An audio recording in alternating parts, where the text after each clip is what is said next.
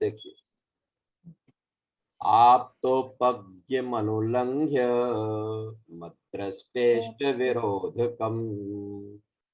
आप तो पज्ञ मनुलंघ्य मद्रष्टेष्ट विरोधकम तत्तोपदेश कृत सार्वम शास्त्रम कापथ घट्टनम। इसमें जरा सा श्लोक में जो मैंने शेयर किया है इसमें और आपकी पुस्तक में थोड़ा अलग है, तो याद रखें ये जो माँ के नीचे हलंत लग रहा है ना, ये हलंत नहीं है, ये पूरा माँ है ना, ये पूरा माँ है यहाँ पर। तो आप तो पज्ञ मनुल्लंघ्य मद्रष्टेष्ट विरोधकम तत्तोपदेश कृत सार्वम शास्त्रम कापथ घट्टनम। आप तो पज्ञ मनुल्लंघ्य दृष्टेष्ट विरोधकम दृष्टेष्ट दृष्टेष्ट विरोधकम तत्तोपदेश कृत सार्वम शास्त्रम कापथ घट्टनम। सबसे पहला लक्षण आता है आप तो पज्ञ। कैसा होना चाहिए शास्त्र? आप तो पज्ञ, आप प्लस उपज्ञ दो शब्दों से मिलकर बना है आप तो पज्ञ। आप माने अरहंत देव, उपज्ञ माने कहा गया, अरहंत देव के द्वारा कहा गया होना चाहिए। किसी भी व्यक्ति के द्वारा कभी भी कुछ भी मनगढ़ंत कहा हुआ आगम नहीं होता, शास्त्र नहीं होता। किसके द्वारा? आप तो उपज्ञ, आप्त के द्वारा कहा गया। जिन आप्त की चर्चा तो हम कर चुके ना, आप्त कौन होते हैं, याद आ गया ना? अरहंत भगवान। हाँ, आप्त माने अरहंत भगवान। अरहंत भगवान कैसे होते हैं? 18 दोषों से रहित होते हैं, है ना? सर्वज्ञ होते हैं, अब वो सर्वज्ञ होते हैं, तोपदेशी होते हैं। तो ऐसे उन आप्त के द्वारा कहा गया हो, पहली कंडीशन। अंदर नीचे दूसरी लगाना कंडीशन अनुलंघ्य। यहाँ लगाना है। ये आवाज, किसी ने माइक खोल रखा, आवाज आ रही है। ठीक है, आप तो पज्ञ माने आप्त के द्वारा अर्थात अरहंत परमात्मा के द्वारा कहा गया हो। अनुलंघ्यम, अनुलंघ्य माने आ अन प्लस उल्लंघ्य। किसका उल्लंघन? के जो वादी वादी होते हैं, वादी प्रतिवादी। आप लोग जानते हो वादी प्रतिवादी क्या होता है? देखो, जब कोई भी बात हम अपनी कोई बात रखते हैं तो हम कहलाते हैं वादी, और उसका कोई जब उसके विरोध में जब कोई अपना पक्ष रखता है तो वो कहलाता है प्रतिवादी, वाद विवाद जो प्रतिवादी। ठीक है, अथवा सामने वाले ने अपनी कोई बात रखी तो वो हो जाएगा वादी, और उसके जवाब में हम जब अपनी बात रखेंगे तो वो कहलाएगा प्रतिवादी। तो पहली बात तो क्या हो गई कि शास्त्र आप्त के द्वारा कहा गया होना चाहिए, एक लक्षण। ठीक है, 4-5 लोगों के वीडियो बनने, अगर वो भी खोल सके तो बहुत अच्छा है। क्या कि आप्त के द्वारा कहा गया। फिर क्या कहा? अन उल्लंघ्य, उल्लंघन नहीं करता हो। किसका? वादी और प्रतिवादी। खंडन नहीं हो, माने उसका खंडन नहीं। वादी और प्रतिवादी जो बात रखते हो, माने वाद विवाद करने वालों से अर्थात विरोध करने वालों के द्वारा जिसमें किसी प्रकार का दोष नहीं निकाला जा सके, इसमें किसी प्रकार की कोई कमी नहीं निकाली जा सके, है ना? को जैसे हमारे द्वारा कोई बात कही जाए और उस बात में अगर कोई कमजोरी होगी तो कोई ना कोई उसमें कोई कमी निकालेगा और वो बात आगे नहीं चल पाएगी। तो शास्त्र कैसे होना चाहिए? पहले नंबर पर तो आपके द्वारा कहा गया। दूसरे नंबर पर ये जो वाद विवाद करने वाले होते हैं, है ना, किसी भी बात के विरोध में या पक्ष में जो अपनी बात रखते हैं, ऐसे उनके द्वारा कोई भी बात कही जाए, कोई भी तर्क या कुतर्क दिया जाए तो उसमें किसी प्रकार का कोई विरोध ना हो, किसी प्रकार का कोई विरोध ना हो, कोई दोष ना निकले, कोई गलती ना निकले, इस तरीके से। दूसरी चीज, आप तो पज्ञ अनुलंघ्य, उल्लंघन करने वाला नहीं, किनका? वादी और प्रतिवादी का। दो बात। फिर तीसरी बात आती है दृष्टेष्ट विरोधकम। दृष्टेष्ट, दृष्ट माने होता है प्रत्यक्ष, प्रत्यक्ष, और इष्ट माने होता है परोक्ष। तो दो प्रकार के प्रमाण हैं, आप लोगों को याद आया होगा कै में? तत्वार सूत्र पहला अध्याय, ठीक है। मति आद्य परोक्षम, केवलानि प्रत्यक्ष ज्ञानम, ज्ञान परोक्ष ज्ञान। है ना? आद्य परोक्षम, आद्य परोक्षम प्रत्यक्ष मन्यते। प्रत्यक्ष मन्यता। परोक्ष प्रमाण होता है और एक प्रत्यक्ष प्रमाण होता है। तो जिसमें प्रत्यक्ष के द्वारा और परोक्ष अर्थात अनुमान आदि के द्वारा भी कोई विरोध ना हो। प्रत्यक्ष माने आमने सामने जब कोई बात होती है ना, तो प्रत्यक्ष रूप से भी उसमें किसी प्रकार का कोई विरोध ना हो, कोई कमी ना हो, और परोक्ष में भी कोई किसी प्रकार की कमी ना निकाल पाए। ख्याल में आया? तो तीन लक्षण हो गए। कौन कौन से? आप तो पज्ञ, आपतों के द्वारा कहा गया हो। अनुलंघ्य, वादी प्रतिवादियों के द्वारा उसका उल्लंघन नहीं होता हो, उसमें किसी प्रकार का दोष नहीं निकलता हो। दृष्टेष्ट विरोधकम, दृष्ट अर्थात प्रत्यक्ष, इष्ट अर्थात परोक्ष। प्रत्यक्ष और प्रमाण पर प्रत्यक्ष परोक्ष प्रमाण के आधार पर भी जिसमें किसी प्रकार का कोई दोष ना निकले। फिर तीन हो गए। तीन के बाद अब आता है चौथा, तत्वोपदेश। तत्व का उपदेश देने वाला होना चाहिए। तत्व क्या होता है? तत्व, तत्व का मतलब है जो वस्तु जैसी है उसके वैसे का कथन करने वाला होना चाहिए, है ना? अब उसमें फिर आप सात तत्व भी समझ सकते हैं, छह द्रव्य भी बात कर सकते हैं, नौ पदार्थों की भी बात कर सकते हैं, है ना? लेकिन तत्व शब्द का, पर्टिकुलर तत्व शब्द का अर्थ तो क्या है? तस्य भावः इति तत्वम। तस्य भावः इति तत्वम, जिस वस्तु का जो भाव है, जो स्वभाव है, जो नेचर है, जो यथार्थ स्थिति है, जो उसकी वास्तविकता है, उसको जो कहता है वो कहलाता है तत्व। ठीक है?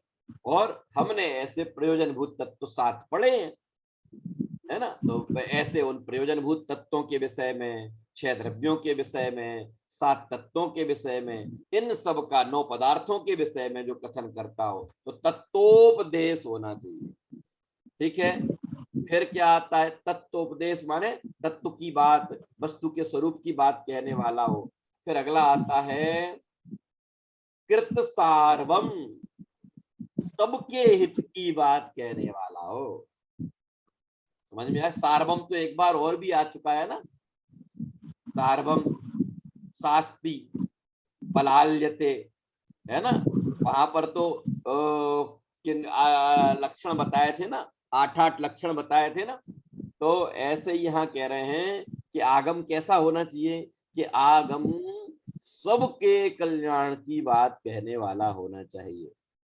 अब जब हम ये बात को पढ़ेंगे, देखो ऐसी ऐसी तार्किक और व्यवस्थित बातें इस आगम के लक्षणों में लिखी गई हैं कि अन्य लोगों के द्वारा आगम के नाम पर शास्त्र की जगह जो शस्त्र जैसी चर्चा की गई है, वो स्वयं इन इन लक्षणों के आधार पर, इन लक्षणों के आधार पर उनके आगम पना, अगर वो कहें कि ये भी आगम है, ये भी शास्त्र हैं, तो हम कहेंगे कि ठीक है, अब मान लेते हैं कि आप जो कह रहे हैं वो आगम है, आप जो कह रहे हैं वो भी शास्त्र है। लेकिन हमें बताओ कि आप जिसको आगम या शास्त्र कह रहे हैं, क्या वो आपके द्वारा कहा गया है? पहला कंडीशन। तो वो बगले झांकने लगे कि नहीं, आपके द्वारा तो नहीं कहा गया है। समझ में आया? पहला लक्षण ही उसमें नहीं हो रहा है तो बाकी कैसे होंगे? जब आपके द्वारा नहीं कहा गया होगा तो वो अनुलंघ्य हो ही नहीं सकता। आपके बिना जो भी बातें कही गई होंगी वो वादी प्रतिवादी के द्वारा निश्चित रूप से उसमें दोष आने ही वाला है ना? जो आपके द्वारा नहीं, पहले नंबर पर आपके द्वारा नहीं कहा गया होगा तो वादी प्रतिवादी के द्वारा दोष आएगा। प्रत्यक्ष और परोक्ष प्रमाणों के द्वारा भी उसमें दोष आएगा।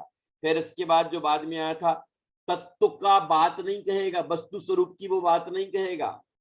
और बाद में और क्या कहा, कृत सार्वम, सबका कल्याण की बात करने वाला होना चाहिए। तो फिर कहा कि वो सबके जो अरहंत के द्वारा, आपके द्वारा नहीं कहा गया होगा, वो सबके कल्याण की बात नहीं कर सकता। अभी इसकी टीका आप पढ़ेंगे, आप पढ़ना, अभी इसमें जितना होगा उतना हम पढ़ेंगे। इसमें एक बहुत अच्छी बात बिंदु ये आया है, देखिए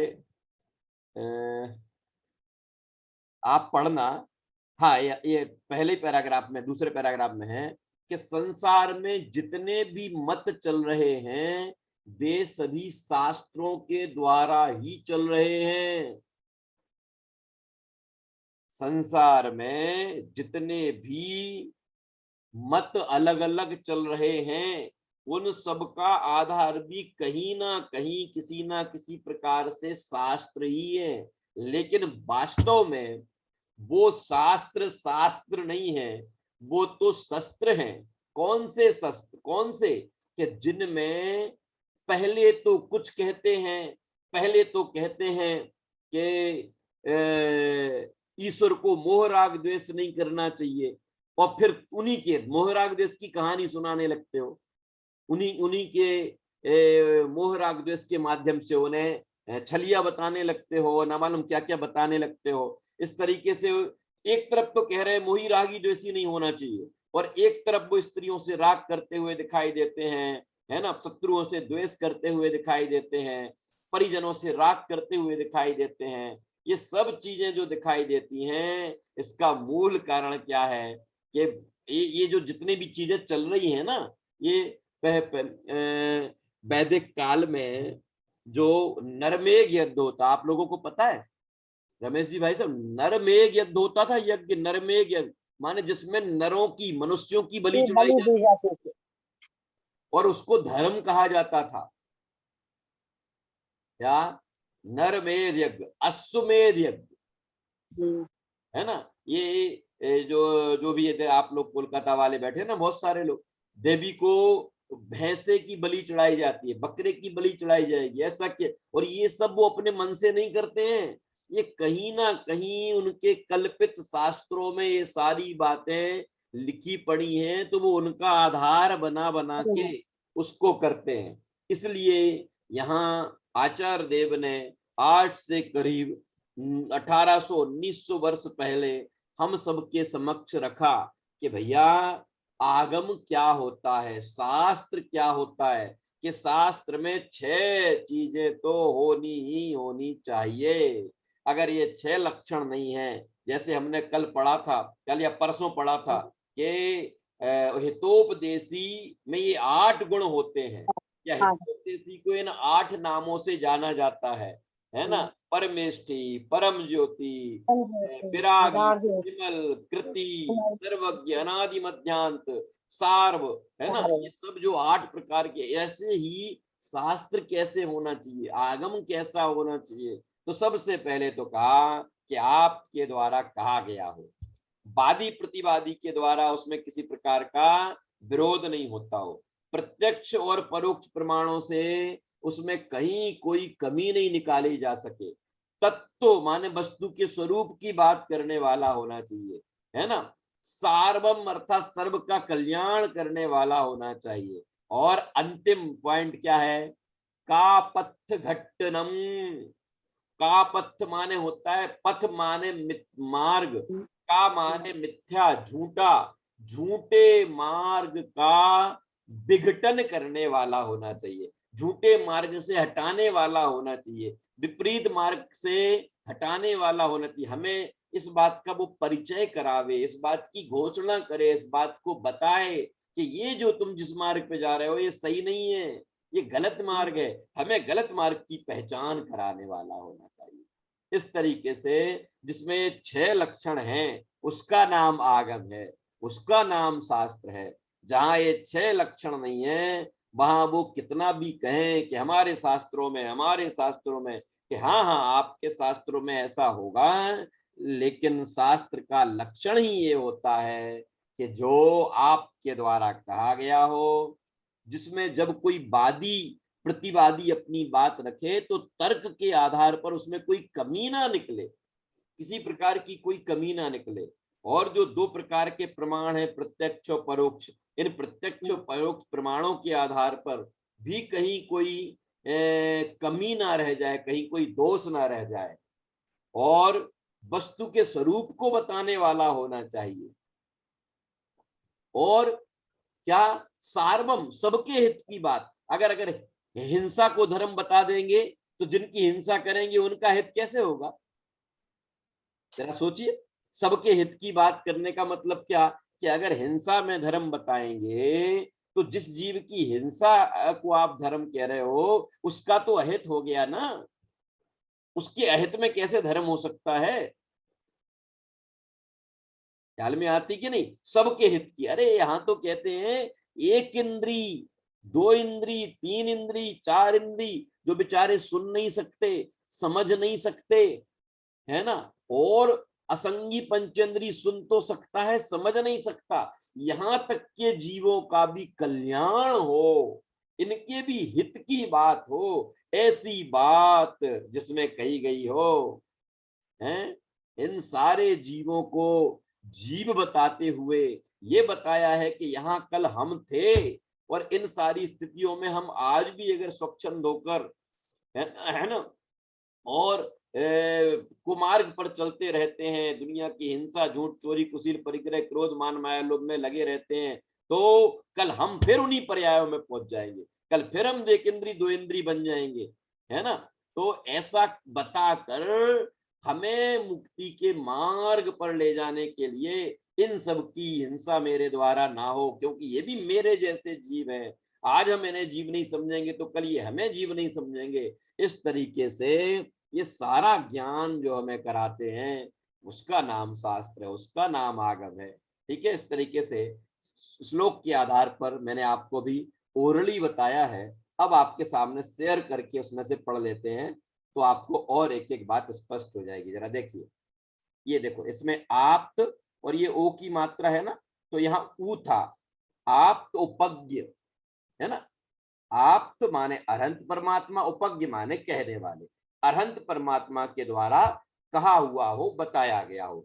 फिर यहां से इसमें से आ निकलेगा मां में से, तो हो जाएगा अनुल्लंघ्य, अनुल्लंघ्य, ठीक है, अनुल्लंघ्य माने किसका उल्लंघन नहीं करने वाला हो, अन्य वादियों के द्वारा अखंड हो, वादी प्रतिपादी के द्वारा जिसका खंडन नहीं किया जा सकता हो, उल्लंघन नहीं किया जा सकता हो। और फिर ये जो यहाँ है ना, ये इसमें से आ निकलेगा तो हो जाएगा अदृष्टेष्ट विरोधकम, अदृष्टेष्ट, अदृष्ट, यहां से निकलेगा अदृष्ट, फिर इष्ट और विरोधकम माने प्रत्यक्ष तथा अनुमान आदि के विरोध से रहित है। और कैसा है, तत्वोपदेश, तत्व का उपदेश देने वाला माने वस्तु के स्वरूप को कहने वाला।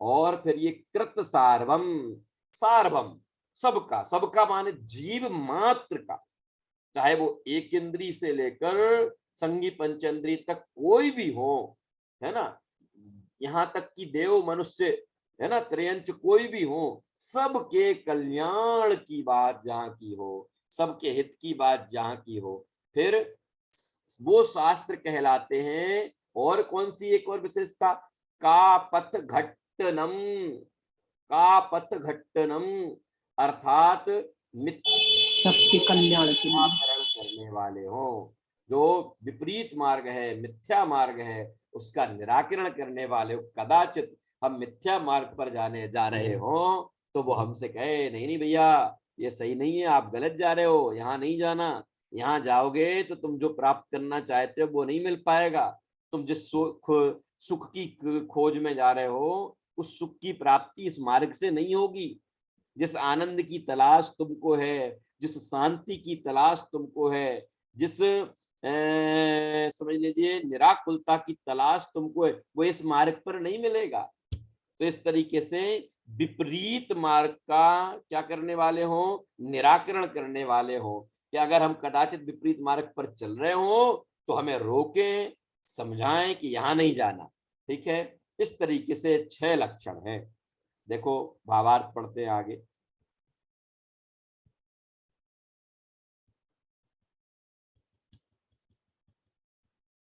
इसमें इनका सदाशिवदास जी वाला इसमें नहीं लिया है, तो ये आदिमती वाला ही माने ये पढ़ लेते हैं।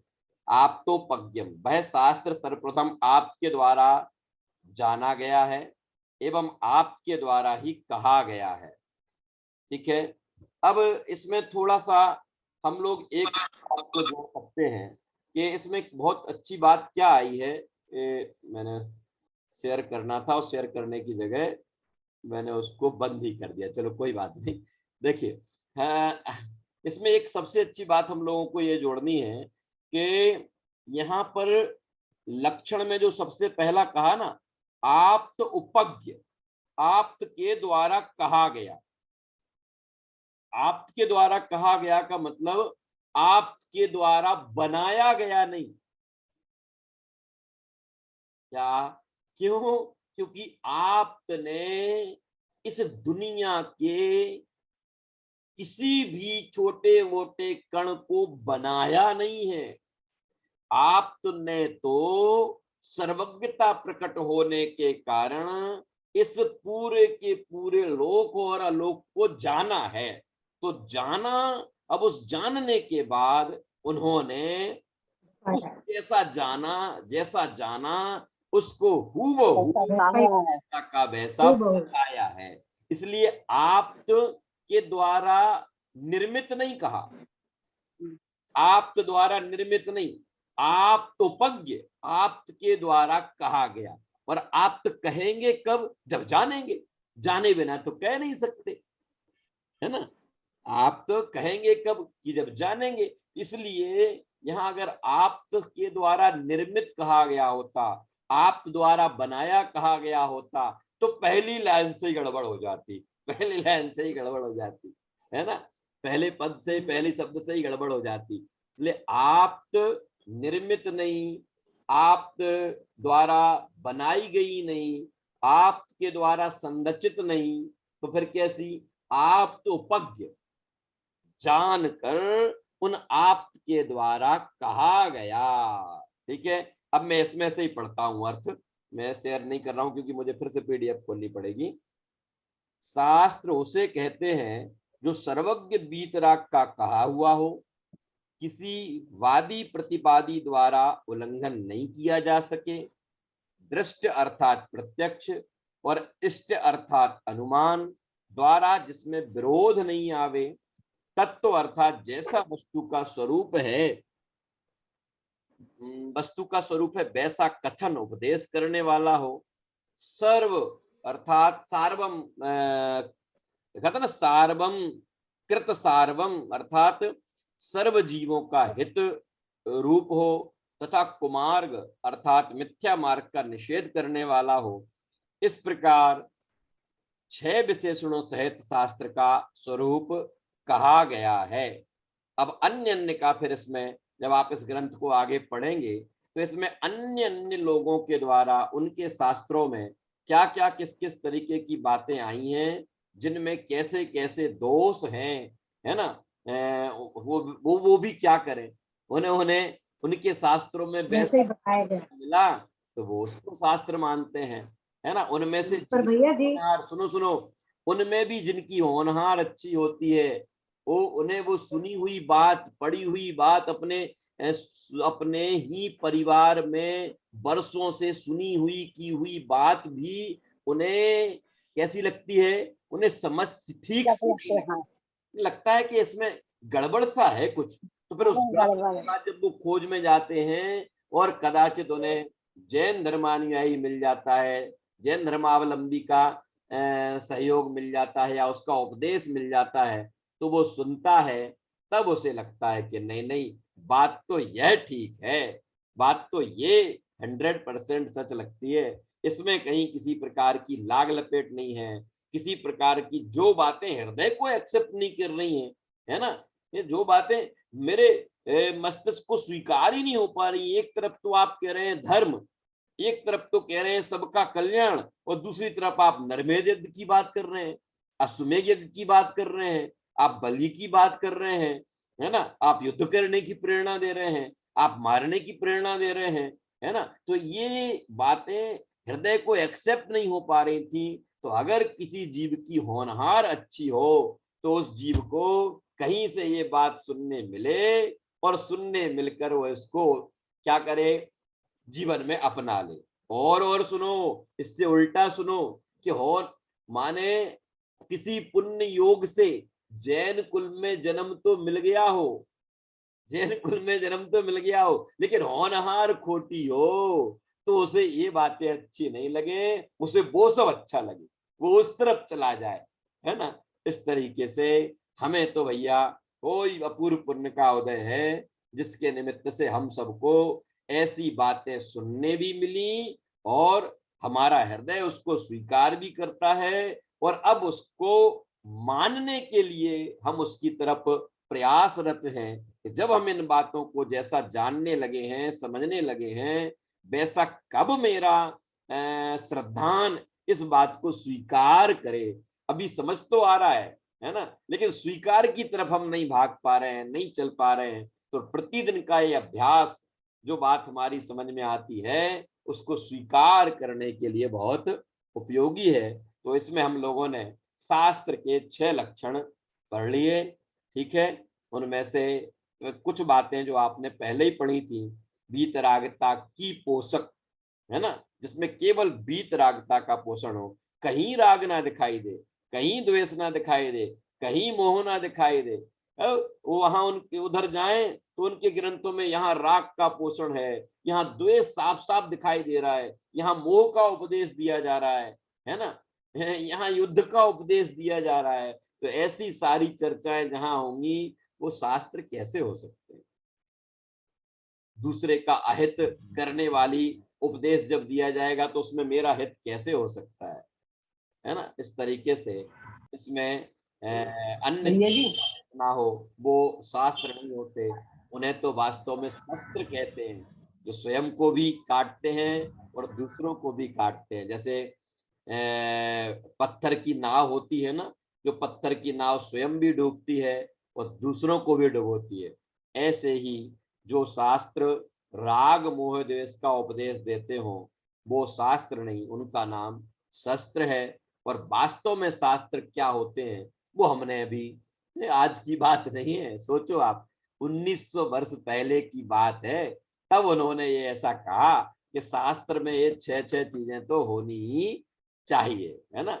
इस तरीके से आज हमने शास्त्र का लक्षण पढ़ा। 30 सेकंड या 1 मिनट बचता है।